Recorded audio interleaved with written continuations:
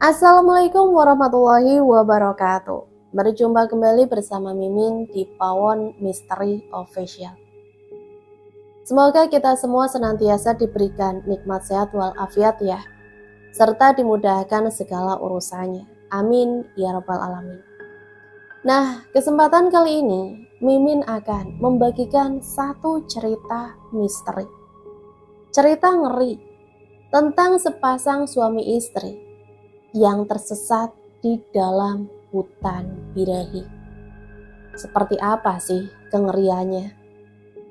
Langsung saja kita masuk ke ceritanya.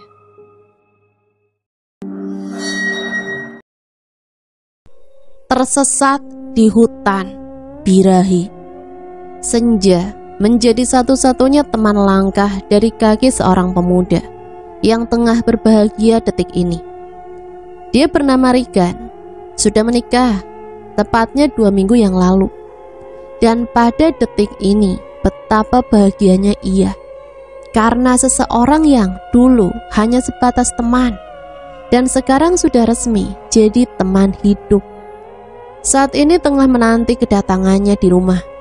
Seseorang yang selama 2 minggu belakangan ini sangat sekali mampu memberikan kenyamanan yang benar-benar dipersembahkan secara utuh hanya untuk dirinya.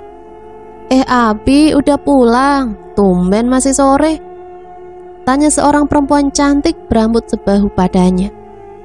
Ketika pertama kali langkah kaki Rigan sampai di pekarangan rumah. Iya nih sayang, pulangnya lebih awal biar bisa nabung rindu lebih lama sama kamu. Balas Rigan gombal. Abi bisa saja. Masuk yuk, aku udah buatin sayur lobak kesukaan kamu loh. Tapi kalau kurang enak maaf ya, karena aku kan masih dalam proses belajar.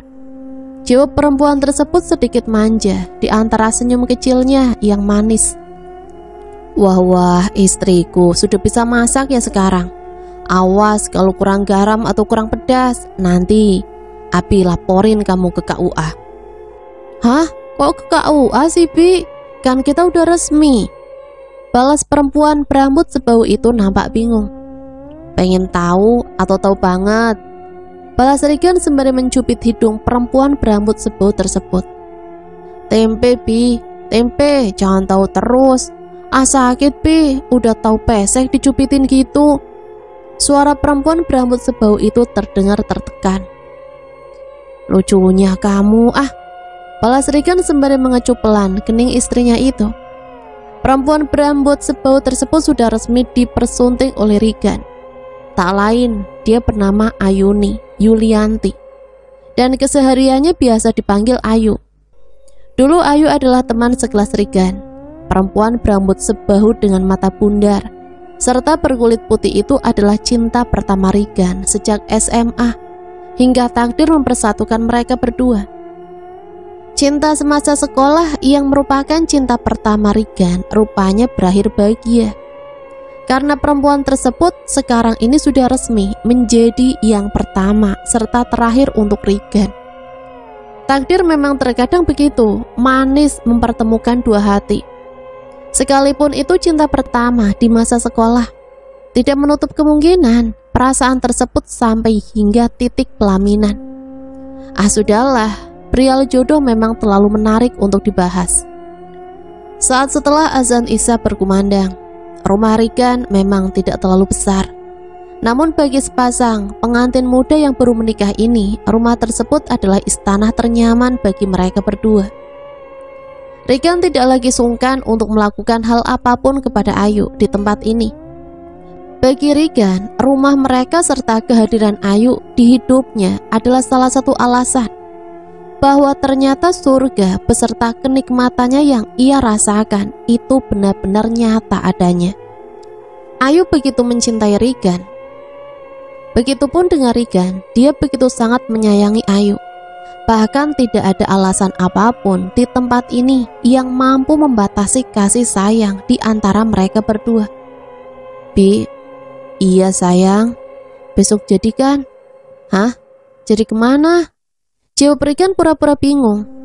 Tuh kan, serius Bi, besok jadi kan? Iya sayang, iya, jawab Regan sembari memeluk erat tubuh istrinya itu. Iya sayang, iya, besok kita akan pergi ke tempat yang belum pernah kamu lihat selama hidup kamu.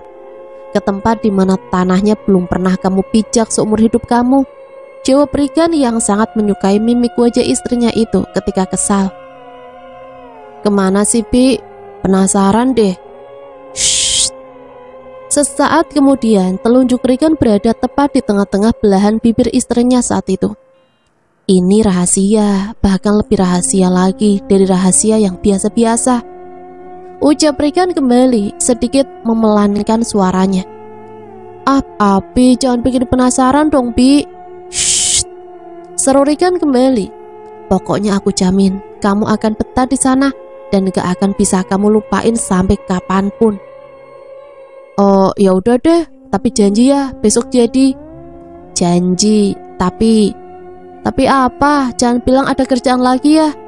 Bukan, tapi sekarang kok dingin banget ya, gak kayak biasanya. Ngeles dasar. Kalau pengen ya bilang aja pengen. Jawab Ayu yang sepertinya sudah mulai tidak asing lagi dengan kode tersebut. Iya, aku pengen sayang, pengen membuat malam ini kembali hangat dengan buah cinta kita. Ucap Regan tergelak manja dalam gombalannya. Kata terakhir tersebut mengakhiri dialog mereka berdua. Keheningan pun datang merambat pelan, berganti dengan bahasa tubuh yang disiasati dengan sangat penuh bergairah. Bak sepasang magnet dan logam. Malam itu angin berembus cukup kencang di luaran sana. Desirnya yang mengatup di balik dedaunan menjadi saksi bisu antara Regan dan Ayu yang larut dalam desahan mereka, yang secara pelan terdengar saling bersautan di ruangan kecil itu. Keesokan paginya, "Hayu Pi, udah siap?" tanya Ayu yang sudah berbusana cantik di balik gamis yang ia kenakan. Ayu terlihat sangat lucu sekali, apalagi saat kerudung merah tua yang ia kenakan melingkar rapi di atas kepalanya. Sudah dong, jaket, makanan ringan, air mineral sudah dibawa, jawab Regan pada istrinya. Siap laksanakan bosku, sudah di dalam. Oke, yuk berangkat. Tunggu, memang kita naik apa? Mobil dong, masa iya naik onta? Sebentar lagi juga datang, jawab Regan yang kemudian memeluk pinggang istrinya dari arah depan. Memang Abi pinjam mobil punya siapa?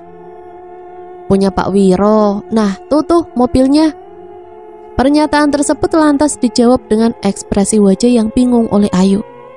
Karena selama ini Pak Wiro yang dikenal oleh Ayu adalah seseorang yang pelitnya, gak ketulungan.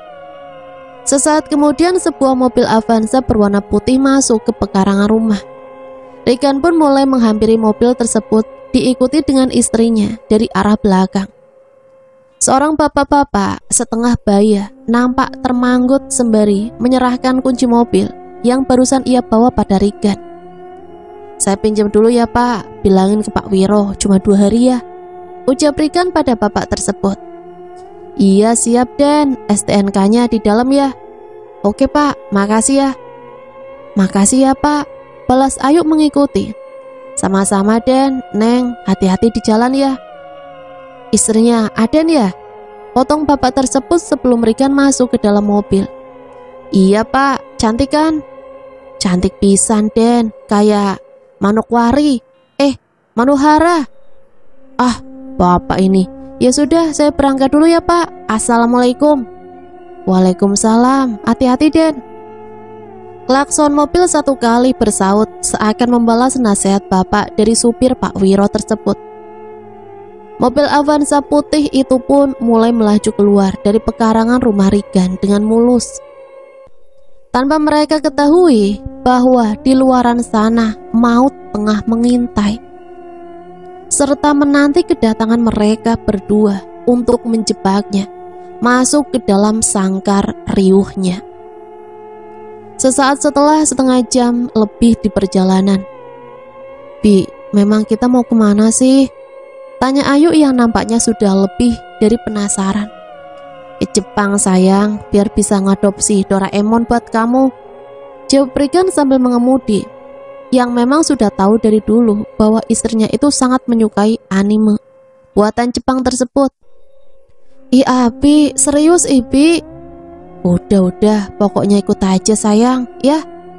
Ambilin Abi air mineral dong sayang, haus nih. Iya Abi, ya udah, di mana Bi? Itu di dalam dashboard sayang, di depan kamu. Di mana Bi? Nggak ada. Balas Ayu sembari membuka kotak dashboard yang terpampang di hadapannya. Masa sih nggak ada? Tadi Abi simpen di sana loh. Seriusan, nggak ada tuh. Lihat, kosong kan? Sesaat ketika kedua mata Regan mendelik ke arah dashboard di sampingnya, seekor hewan tiba-tiba saja keluar dari balik semak-semak. Hewan bertanduk tersebut melintas tepat di depan mobil yang tengah dikemudikan oleh Regan, hingga membuat Regan secara spontan membantingkan kemudinya. Awas Bi! Ayu seketika berteriak saking kagetnya. Decitan rem terdengar melengking, pekik. Sebelum itu kedua tangan Regan dengan gesit memutar setir tersebut hingga perlawanan arah. Namun naas, mobil Avanza putih yang seketika berkelok serta direm secara mendadak itu membentur pembatas jalan setapak. Tak berselang lama mobil itu pun terguling dan terjerembab jatuh ke dalam semak belukar. Suara bodi mobil yang membentur dengan tanah kasar yang condong berbidang miring tersebut membuat mobil Avanza itu berguling-guling tanpa henti. Setelah 5 menit lamanya, mobil tersebut berguling. Bagian depan mobil itu seketika menghantam pohon yang rindang. Dalam keadaan terbalik, terdengar suara erangan pelan di bawah mobil. Asap putih mulai mengepul dari bagian badan mobil. Di tempat yang tak jauh dari lokasi kecelakaan. Tempat ini sangat jauh dari keramaian. Meski dibilang berbagai macam tumbuhan serta pepohonan tumbuh subur di sini, namun konon katanya tempat ini memiliki segudang misteri yang membuat siapa saja yang mendengarnya bergidik merinding. Hutan Birahi. Tak banyak orang yang tahu tentang daerah magis ini. Tapi sebagian masyarakat yang kenal, mungkin mereka akan berpikir 2 kali untuk datang ke tempat ini. Di tempat ini terkenal dengan legenda tentang adanya sebuah suku yang oleh sebagian masyarakat disebut-sebut sebagai suku Alto. Suku Alto adalah suku yang dikenal oleh masyarakat sekitar sebagai suku yang keji jika bertemu dengan manusia lain, pemukiman mereka, khususnya laki-laki. Kenapa dibilang keji? Karena suku ini hanya beranggotakan kaum wanita saja. Mereka kaum wanita yang berjumlah cukup banyak, dan para wanita tersebut dikenal sebagai ahli santet serta mempunyai ketertarikan birahi di atas normal dari wanita biasanya. Suku Alto biasanya akan menyekap paksa laki-laki jika mereka temui. Sedangkan jika bertemu perempuan, suku Alto akan menjadikan perempuan tersebut sebagai bagian dari anggota suku mereka. Secara upacara adat peresmian anggota suku baru, yang salah satu syaratnya adalah memotong sebelah ibu jari kakinya sebagai tanda penghormatan. Suku Alto tidak segan memperkosa secara bergilir setiap harinya. Tiap kali ada laki-laki yang datang begitu saja ke hutan ini. Maka dari sanalah legenda mengatakan bahwa hutan ini disebut sebagai hutan Birahi, di mana si penghuni hutan yang abnormal tersebut bersembunyi rapi di tiap-tiap pedalamannya. Selain itu, suku Alto juga dikenal sebagai suku yang mempunyai ilmu sihir yang tinggi, khususnya dalam bidang sihir ilmu hitam. Sihir tersebut biasanya mereka lakukan sebagai salah satu cara keberlangsungan mereka bertahan hidup di hutan ini. Konon katanya, suku Alto juga memiliki musuh di hutan Birahi ini. Tempatnya sebelah timur hutan yang terhalang air terjun kecil dari batas wilayah pemukiman mereka. Musuh bebuyutan dari suku Alto dikenal dengan suku Barakas. Suku Barakas adalah suku kanibal yang bisanya memangsa setiap anggota suku Alto secara hidup-hidup. sebagai salah satu cara untuk meningkatkan kekuatan sihir hitam mereka. Kedua suku ini tidak hidup rukun di hutan birahi ini. Meski keduanya suku ini jarang bertemu, biasanya mereka akan melakukan penyerangan pada malam hari, dan tentunya bukan secara fisik, melainkan kedua suku ini saling menyerang dengan ilmu sihir hitam yang masing-masing mereka miliki. Biasanya mereka mengirim santet perusak badan atau mendatangkan sesosok makhluk astral untuk mengganggu satu sama lain. Dan naasnya, mobil Avanza putih yang tadi ditumpangi oleh sepasang pengantin baru, Regan dan Ayu, saat ini tengah terbengkalai dengan posisi terbalik, tepatnya beberapa meter dari kawasan di mana kedua suku yang dikenal keji itu bermukim. Suara erangan itu masih terdengar resah dari bawah mobil. Kedua tangan Regan nampak merayap-rayap mencari celah pintu keluar yang ringsek. Ia mulai merasakan sakit yang luar biasa tepat di punggungnya. Sesekali sebelah tangannya mencoba mengangkat kursi jok mobil yang menghimpit tubuhnya di balik punggungnya itu. Erangan kali kedua terdengar dari mulut Regan. Setelah beberapa jengkal saja kursi jok mobil tersebut berhasil ia singkirkan dari atas punggungnya. "Sayang," ucap Regan, air mata bercampur darah yang keluar dari pelipisnya kini berbaur menjadi satu.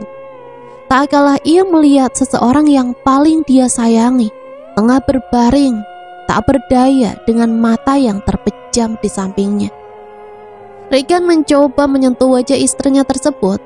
Darah merah yang keluar dari hidung istrinya itu membuat Regan semakin terseduh. Tiba-tiba saja pintu mobil ringsek itu terdengar dibuka paksa. Dari arah luar, seseorang terlihat melemparkan pintu mobil yang ringsek tersebut dengan acuh. Hal yang membuat Regan kaget adalah dengan samar-samar di hadapannya kini tengah sedikit tertunduk seorang perempuan berkulit hitam, berambut gimbal, lengkap dengan kedua matanya yang melotot bulat. Dengan keadaan setengah telanjang, perempuan tersebut terlihat tersenyum sumbing menatapnya. Yang terakhir kali ia ingat Regan adalah wajah dari perempuan yang berdandan mirip suku pedalaman tersebut. Mulut perempuan itu bergumam, seperti membacakan mantra-mantra tertentu yang pada akhirnya membuat kedua mata Regan terasa begitu berat. Bahkan rasa sakit di balik punggungnya tak lagi ia rasakan. Setelah itu, apa yang dilihat olehnya berubah menjadi warna hitam pekat. Sebelum pada akhirnya tubuhnya terasa lemas dan Regan tidak sadarkan diri. Pemukiman suku Alto, Takabulelo, Wira, Takabulelang. Begitulah hal yang didengar oleh kedua gendang telinga Regan. Sesaat ia terbangun. Saat ini ia tengah terbaring tak berdaya di atas alas yang terbuat dari jerami. Di pinggirnya sebuah lentera kecil tergantung. Sekelilingnya saat ini hanya ditutupi oleh bilik-bilik bambu yang teranyam tidak begitu rapi. Di mana Ayumi? Gumam Regan keheranan. Regan seketika mencoba terbangun saat separuh ingatannya mulai kembali sadar. Sisa darah dari luka di keningnya masih nampak basah. Namun sebelum Regan beranjak dari tumpukan jerami tersebut, tiba-tiba saja seseorang masuk ke dalam menghampirinya tanpa permisi. "Subakalah, Sumarata." Begitulah ucap perempuan berkulit hitam yang seakan terkesima menatap Regan. Sedangkan Regan sendiri berbalas sangat bingung menatap perempuan tersebut. Perempuan itu seperti perempuan yang tempo hari Regan lihat. Ia memakai busana yang sama, tidak memakai baju. Jadi terlihat jelas kedua payudaranya yang tergantung di dadanya. Perempuan itu memiliki mata yang bundar dan hanya bercelana selai kain merah yang ia ikatkan pada pinggangnya sebagai satu-satunya bahan penutup kemaluannya. Kak, kamu siapa? Di mana istri saya?" teriak Regan sedikit bengis. Namun perempuan suku Alto tersebut nampak diam saja. Sebelum kemudian ia tersenyum kecil dan kembali berjalan ke arah Regan.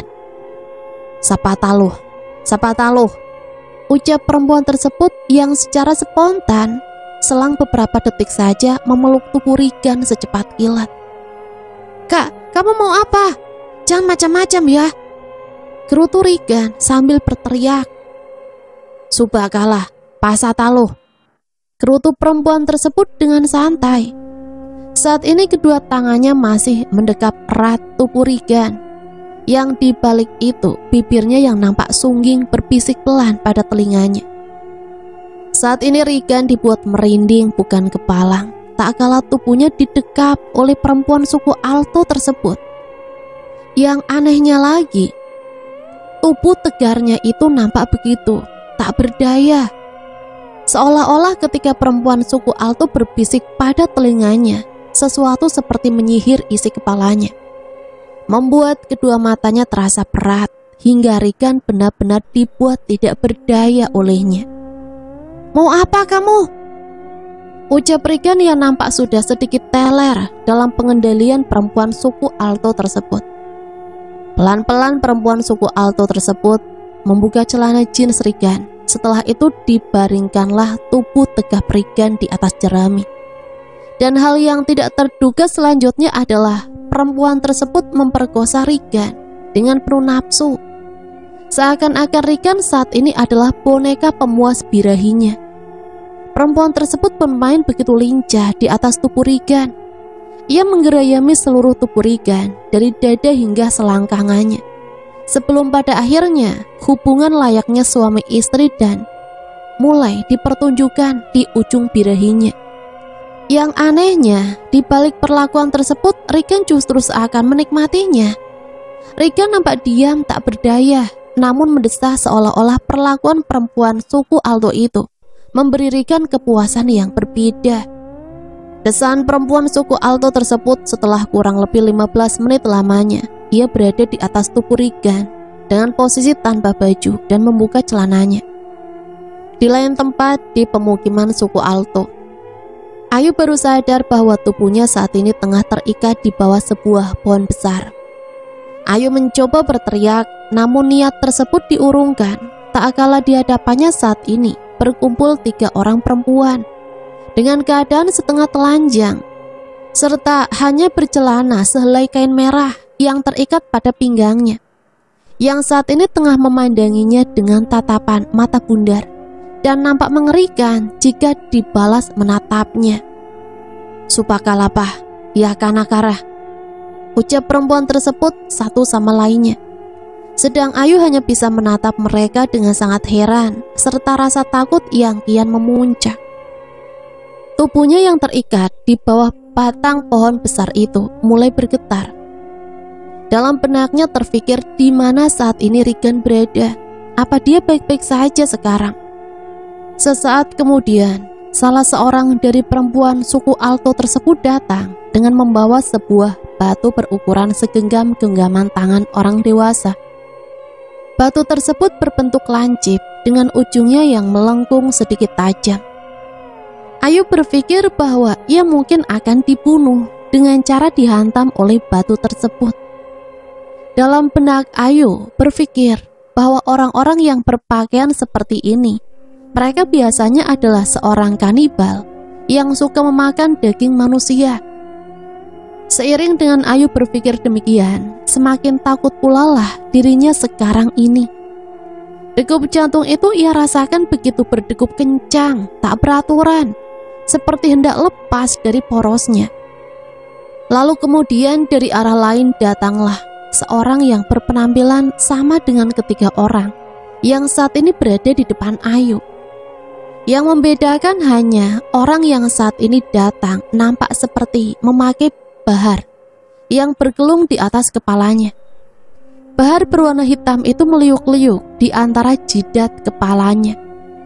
Sumagalaga, kauniah, seru ketiga orang tersebut yang kemudian berlutut di bawah kaki orang yang baru datang itu.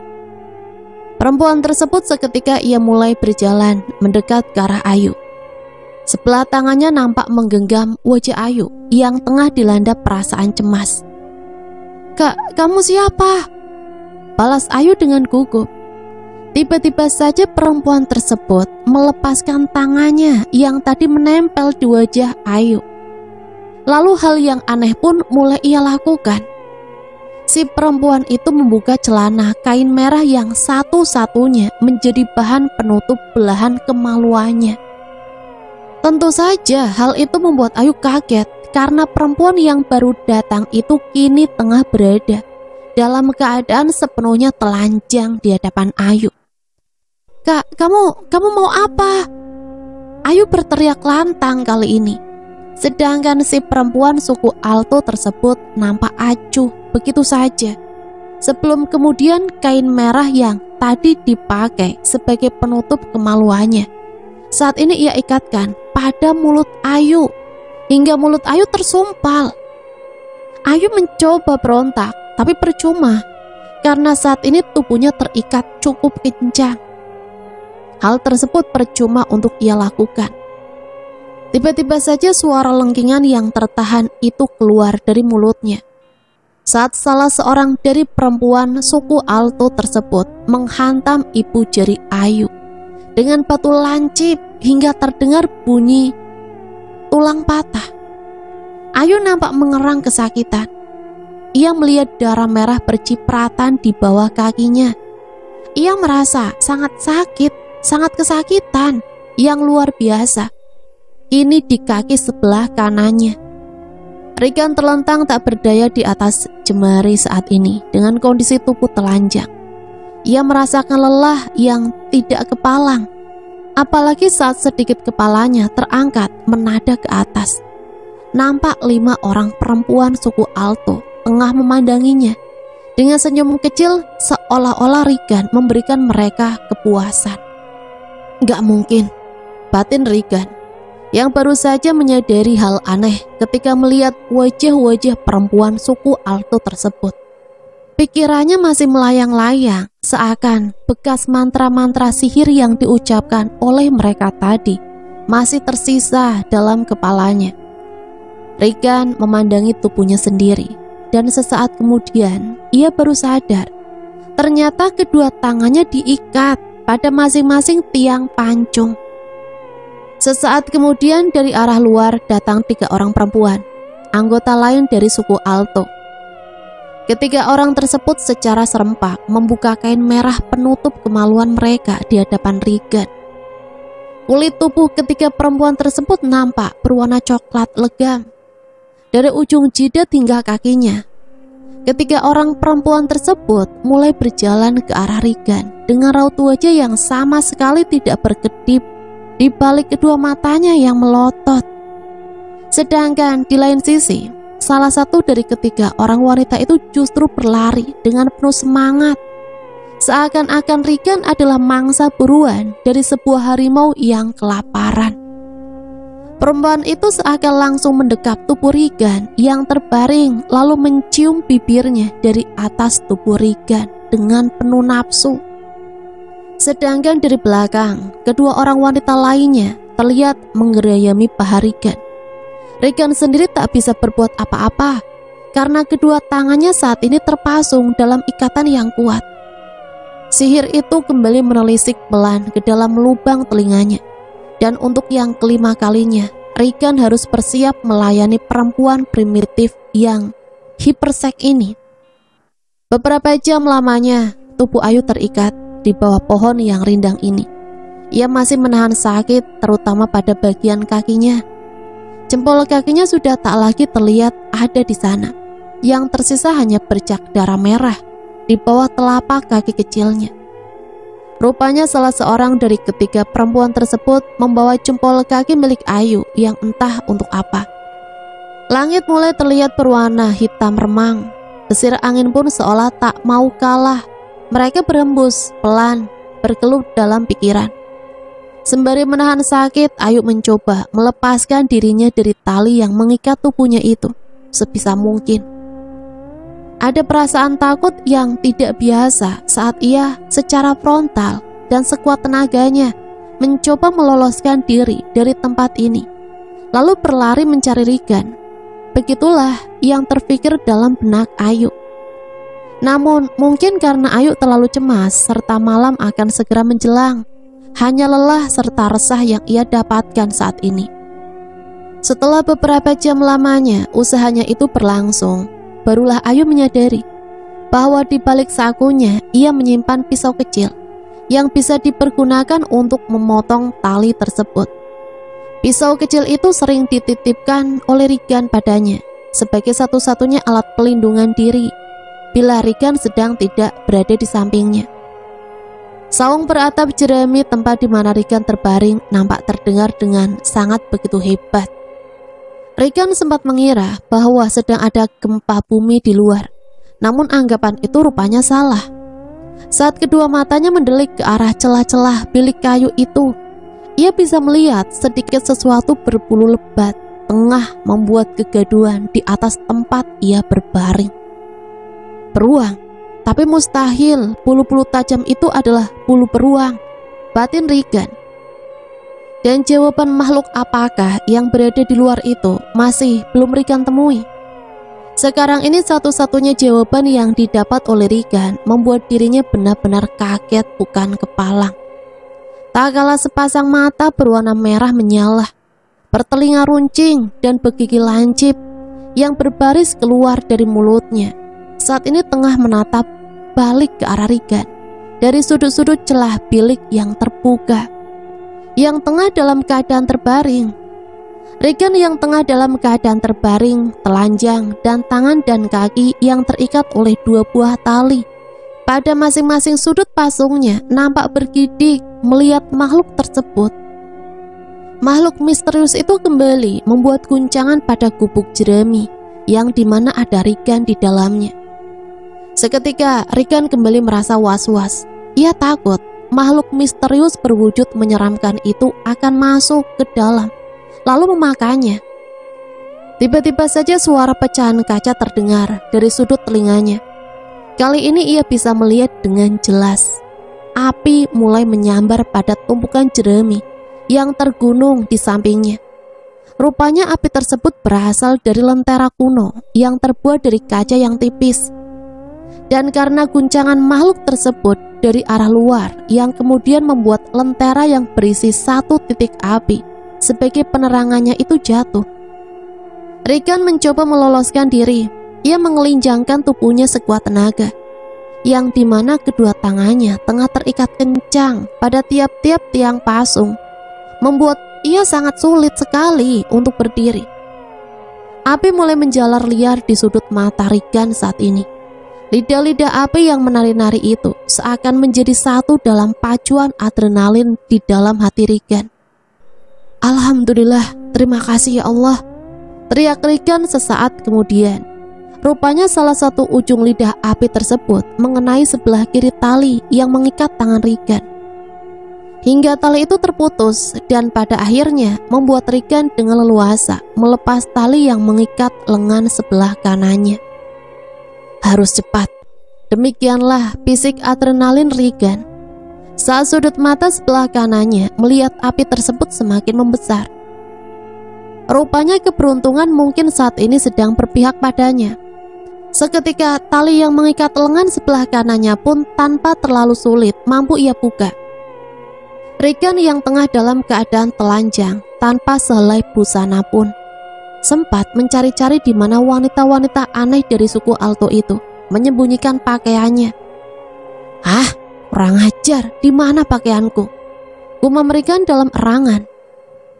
Gubuk jerami yang sudah 1/4 dilalap oleh api itu tak lagi terlihat berguncang. Namun suara-suara gaduh dari orang-orang suku Alto terdengar ribut di luar. Mereka semua berteriak, orang-orang suku Alto dari arah luar. Regan yang sudah berada di puncak kecemasan dan tak ingin menyia-nyiakan kesempatan ini, seketika berlari ke arah luar sembari menutupi bagian bawah tubuhnya dengan kain berbentuk taplak meja berwarna coklat tua yang sepertinya merupakan milik dari orang-orang suku Alto tersebut. Lantas Regan pun berlari keluar menembus asap putih yang mulai mengepul. Asap tersebut membuat buram pandangan orang-orang suku Alto. Hingga saat Regan berlari keluar, mereka tidak menyadarinya sama sekali. Sedangkan di tempat di mana Ayu diikat, dengan semaksimal mungkin Ayu mencoba memotong tali tersebut dengan ujung pisau kecil yang tadi ia ambil dengan susah payah di balik saku celana kardigan miliknya. Dari arah bawah yang sepertinya pemukiman, Ayu bisa mendengar kegaduhan itu. Hal tersebut membuat Ayu cemas, apalagi ketika ia melihat cahaya oranye serta asap putih mulai terlihat mengepul di balik cahaya oranye tersebut, yang sepertinya ditimbulkan oleh warna api, pikir Ayu. Ayu kembali memikirkan tentang Regan. Apakah suaminya itu berada di sana? Apakah ia masih selamat? Ataukah sudah pergi jauh meninggalkan ia di mana belum 1 bulan lamanya ia menikah? Air mata Ayu mulai jatuh. Dari raut wajahnya ia nampak sudah menyerah untuk meloloskan diri dari tempatnya terikat sekarang ini. Sebelum pada akhirnya keberuntungan dari takdir rupanya juga berpihak kepadanya. Tali yang mengikat tubuhnya itu mulai lepas. Setelah 1 jam lamanya, ujung pisau saku yang tajam itu ia gesek-gesekkan pada permukaan tali yang mengikat tubuhnya. "Sayang, apa kamu masih selamat?" gumam Ayu di balik air matanya. Dalam hatinya Ayu meyakini satu hal, bahwa suaminya pasti berada di bawah sana, di tempat di mana cahaya oranye tersebut menyembur ke udara. Ayu pun mulai berlari meski terpincang-pincang ke arah cahaya oranye tersebut. Dalam hatinya ia bergumam, sekalipun bila nanti ia bertemu dengan wanita-wanita suku pedalaman tersebut, tak mengapa. Bila harus mati pun karena dibunuh oleh mereka, asalkan dengan Regan akan kulakukan. Gumam Ayu penuh keyakinan dengan sorot mata yang tajam. 1 jam kemudian, sudah 1 jam lamanya sepasang suami istri itu berlari dari arah yang berlawanan. Regan berlari sekencang mungkin, menembus rumput-rumput kering yang rimbun. Sedangkan kedua matanya sesekali mendelik ke berbagai sudut, karena yang ia khawatirkan salah satu dari suku Alto tengah memergokinya sekarang ini. Sedangkan dari arah yang berlawanan, Ayu sama halnya dengan Regan. Ayu pun berlari menembus ilalang-ilalang kering, sembari terpincang-pincang di balik mata kecilnya yang berair itu. Ayu nampak waspada melihat keadaan sekelilingnya sambil menahan rasa sakit. Suara ranting-ranting kering yang terinjak itu membuat Ayu seketika berhenti. Degup jantungnya mulai terasa berdebar lebih kencang lagi saat ini. Suara tersebut semakin terdengar jelas olehnya. Seketika Ayu menunduk tepat di bawah ilalang kering yang tingginya hampir sama rata dengan dadanya. Namun saat ini bisa membenamkan kepalanya. "Ya Allah, tolong hamba, lindungi hamba ya Allah." Mulutnya mulai bergumam, kedua tangannya semakin bergetar hebat. Kini suara tersebut mulai Ayu rasakan semakin jelas pada gendang telinga sebelah kanannya. Suara itu seperti berlari persis menuju ke arahnya. Hal yang demikian membuat Ayu benar-benar takut. Kedua matanya yang berair itu pun terpejam, dan bibirnya yang kecil terlihat semakin rikat membacakan doa-doa. Tiba-tiba saja seseorang terlihat berdiri dengan raut wajah cemas bercampur haru menatapnya. "Sayang," ucap Regan begitu bahagia. "Hah? Abi?" teriak Ayu seolah tak mau kalah. Ayu seketika berdiri dan memeluk tubuh Regan begitu erat. Demikian pun dengan Regan yang seketika mendekap pelukan Ayu, yang dimana saat ini air mata pun tak terbendungkan lagi dan jatuh pada pundak mereka masing-masing dalam pelukannya. "Abi, aku kira kamu sudah benar-benar pergi, Bi." Suara Ayu terdengar serak di balik air matanya yang berderai. "Aku pun merasa demikian, sayang." "Shh, sudah sayang, sudah. Yang penting sekarang kita sudah agak jauh dari si suku pedalaman itu." Balas Regan sembari melihat kaki istrinya. "Sayang, kaki kamu kenapa?" ucap Regan kaget ketika melihat kaki kanan Ayu bersimbah darah dan tanpa ibu jari. "Panjang, Bi, kalau diceritakan." "Sudah, sebaiknya sekarang kita pikirkan bagaimana kita bisa keluar dulu dari hutan ini, Bi," ucap Ayu yang kemudian menyekap air matanya sendiri. "Kamu benar, Tapi aku nggak tahu ke arah mana kita akan berlari sekarang, ucap Regan cemas. Kayaknya ke arah sana, Debbie. Soalnya aku masih ingat ketika tubuh kamu pingsan dan dibawa oleh orang-orang aneh itu. Saat itu aku juga dibawa sama mereka, tapi aku cukup sadar untuk disebut pingsan. Ya sudah sayang, ayo, balas Regan penuh semangat dengan raut wajah yang lega. Namun sebelum mereka berdua hendak berlari kembali, tiba-tiba saja sosok bertubuh besar, tinggi, bertelinga runcing, serta memiliki sorot mata yang tajam berwarna merah menyala itu tengah tertegun memandangi Regan dan Ayu. Tepat di balik pohon besar yang rindang, sosok misterius tersebut tingginya hampir sejajar dengan pohon-pohon lain yang berada di sekitarnya. Seiring dengan hal yang demikian pula lah, pada akhirnya kembali membuat jantung suami istri itu berdegup dengan kencangnya. Pemukiman suku Barakas. Komplotan orang-orang pedalaman nampak memandangi Ayu dan Regan saat ini. Regan dan Ayu berada di tengah-tengah mereka yang berkerumun. Sabakalabi, selamat datang tuanku, ucap salah seorang dari mereka. Orang-orang itu sedikit berbeda dari suku Alto. Mereka memang tidak memakai baju, namun mereka nampak menggunakan kalung yang terlihat melingkar pada leher mereka masing-masing. Setiap tali dari kalung itu dihiasi dengan berbagai manik-manik berwarna putih pucat, seperti tulang belulang. Meskipun entah tulang belulang apa yang menjadi manik-manik itu. Ayu yang berada di samping Regan nampak bergeser sedikit karena takut. Sedangkan salah seorang dari suku Barakas itu justru terlihat terduduk dengan sedikit menunduk. Ayu dan Regan mungkin masih bingung dengan kejadian sekarang ini. Terlihat dari raut wajah mereka berdua ketika tanpa sengaja saling pandang. Kenapa kita sampai di sini? Mungkin demikianlah yang ada di benak mereka. Dan hal itu seketika terjawab saat sebelah mata Regan melihat sebuah bambu berukuran cukup besar mengeluarkan asap hitam. Lalu asap tersebut berganti wujud menjadi makhluk tinggi besar, bertelinga runcing dan bergigi lancip. Rupanya makhluk tersebutlah yang membawa mereka kembali. Aku ingin keluar dari tempat ini, teriak Regan yang kemudian mencoba memberanikan diri. Baiklah tuanku, saya mengerti. Tapi bolehkah saya meminta permohonan? Regan semakin bingung. Ia tidak mengerti dengan apa yang diucapkan oleh orang pedalaman yang saat itu tertunduk di hadapannya. Sebenarnya pakai bahasa pedalaman ya, cuman biar gampang Mimin ganti bahasa Indonesia aja. Namun ketika melihat sorot matanya, orang pedalaman tersebut sepertinya menginginkan kain yang saat ini menjadi pembungkus bagian bawah tubuh Regan. Kamu mau benda ini? Ambillah. Tapi saya ingin pergi dari tempat ini, teriak Regan kembali dalam gugup. Baiklah tuanku, saya mengerti. Izinkan saya membawa benda tersebut. Orang pedalaman yang terbungkuk di hadapannya Regan mulai berdiri, lalu membawa sehelai kain lain yang berukuran sama berwarna merah. Lantas tanpa malu di hadapan orang pedalaman tersebut, Regan membuka kain penutup bagian bawah itu dan menggantinya dengan kain yang berukuran sama pemberian dari si orang pedalaman tersebut.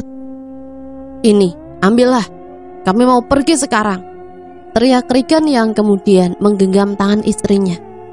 Maaf tuanku, hanya seorang dari kalian yang boleh keluar dari tempat ini. Maksudmu? Apa maksudmu? Regan mulai berteriak, cemas, melihat istrinya ditarik oleh dua orang yang lain dari suku pedalaman tersebut. Tunggu, apa maksudmu? Kamu melanggar perjanjian. Regan mulai berteriak histeris. Supakalapu, likalasa saja. Sumpakalah. Balas si suku pedalaman tersebut mengulangi. Seperti Regan memahaminya bahwa mereka tidak bisa keluar berdua dari tempat ini. Regan mulai menatap istrinya yang saat ini meronta-ronta di antara kedua tangan si suku pedalaman Barakas. Baiklah, jika memang harus dipilih salah satu dari kami yang keluar dari sini, saya memilih berada di sini.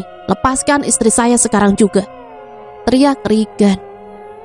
Kepala suku Barakas yang tadi tertunduk pada Regan sepertinya memahami ucapan Regan, hingga ia menyuruh pengikutnya itu untuk melepaskan Ayu dan beralih menangkap Regan. "Abi!" teriak Ayu begitu histeris. "Pergi Ayu, pergi sekarang." "Gak mau Bi, Abi!" Ayu berlari ke arah Regan, namun dicekal oleh kedua orang pengikut si kepala suku. "Pergi Ayu, pergi sekarang Ayu." "Gak mau Bi, Abi!"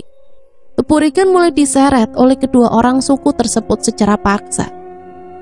"Pergi Ayu!" teriak Regan dengan suara teriakan yang melengking. Derai air matanya tak bisa ia tahan lagi, apalagi ketika melihat raut wajah serta teriakan histeris keluar dari mulut istrinya. Tiba-tiba saja dari udara terlihat peluru berjatuhan. Peluru tersebut berdesing dan membuat komplotan suku Barakas kalang kabut. Regan menatap heran dari mana peluru itu berasal. Sebelum pada akhirnya 2 buah helikopter dari arah yang berhadap-hadapan datang dari udara. Warga asing cepat lari dan sembunyi dari kawasan itu.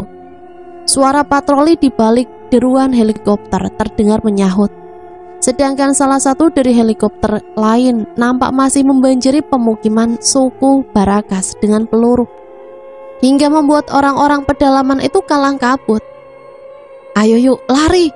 teriak Regan yang kemudian mulai menarik lengan istrinya. Dari balik punggung mereka berdua terdengar desingan peluru kemenangan, begitu membuat langkah kaki mereka bersemangat. Air mata kebahagiaan pun jatuh dari sepasang suami istri yang saat ini tengah berlari, sembari menggenggam jari tangan mereka begitu erat. 1 bulan berlalu, Regan dan Ayu sudah kembali lagi pada rumahnya. Perjalanan selama di hutan birahi itu tidak akan mungkin bisa mereka lupakan. Perjalanan yang bertaruh nyawa, ketakutan serta segala hal yang teramat sangat mencekam akan selalu mereka ingat sampai kapanpun. Regan memeluk tubuh istrinya di atas kursi rotan, sembari menatap senja yang terpampang jingga di hadapan mereka berdua. Takdir memang tengah meliputi keberuntungannya hari itu. Meskipun harus berkorban terlebih dahulu untuk bisa keluar dari pemukiman maut yang diisi oleh 2 suku pedalaman yang bengis. Si pemilik ternak yang waktu itu membuat mobil yang dikendarai Regan kecelakaan hingga jatuh ke dasar semak, melapor pada pihak berwajib, hingga Regan pada akhirnya bisa diselamatkan dengan dijemput oleh 2 buah helikopter sebagai perlindungan. Dan baru-baru ini dia juga baru menyadari ketika di buku sejarah secara tidak sengaja bahwa kain yang dulu ia pakai sebagai pelindung bagian bawah tubuhnya itu tak lain adalah kain kehormatan nenek moyang suku Barakas. Maka dari itulah pada waktu itu suku Barakas begitu menginginkannya. Suku Barakas memang tidak dikenal sebagai suku hipersek seperti suku Alto. Namun pada malam-malam tertentu, ritual suku ini adalah membunuh seorang manusia asing atau salah seorang dari suku Alto, lalu mengkuliti dagingnya dan membawa tulang belulangnya untuk dijadikan manik-manik sebagai salah satu penghormatan terhadap nenek moyangnya. Daging manusia dari sesembahannya itu mereka bakar, karena mereka mempercayai bahwa dengan memakan daging manusia itu akan lebih meninggikan keahlian ilmu hitam mereka. Pertikaian yang sering terjadi antara suku Barakas dan suku Alto tak lain adalah perebutan wilayah kekuasaan. Dari dulu memang kedua suku ini sudah seperti ini, hingga berbagai sihir serta ilmu hitam mereka pergunakan sebagai bahan untuk menyerang dan menangkal serangan lawan. Kenapa kedua suku itu bisa mengerti bahasa luar? Sebenarnya kedua suku ini tidak mengerti, hanya saja insting serta pembacaan gerak tubuh mereka sangat begitu baik, hingga tidak terlalu susah untuk menerjemahkan bahasa tanpa terjemahan.